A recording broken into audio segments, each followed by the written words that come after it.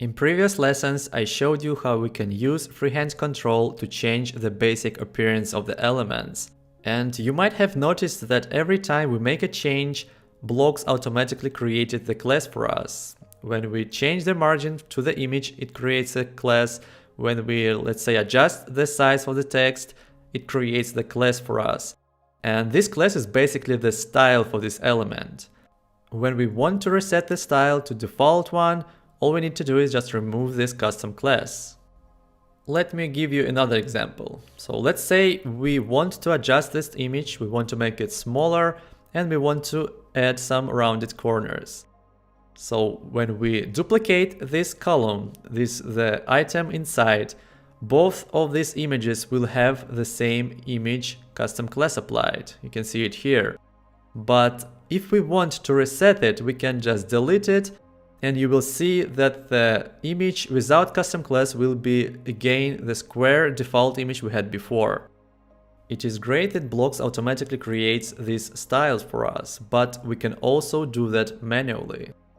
All we need to do is to select the element we want to change. So for example, let's select this image, and here in the classes box, just type the name. I will name this Elder Thumbnail.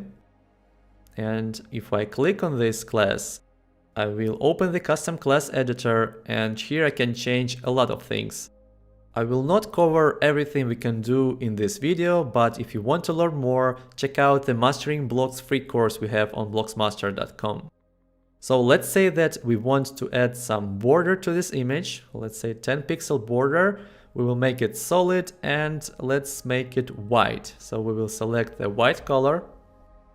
And I will also add some shadow. So I will go here and create the little shadow for this image. So when we are ready, we can just click done, and now we have this Elder Thumbnail style saved.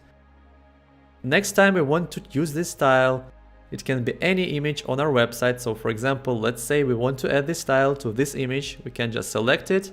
I will remove the old style and type the class we created. So Elder Thumbnail, and as you can see, we have the same borders and the shadow. And we can add this class to as many elements as we want. For example, this image here. And the most beautiful thing about it is that we can open this class on any element, and all of the changes we apply here will be synced across all elements which has this class applied. So for example, let's add some margin here. And as you can see, the space is being applied to all of the images which has this class.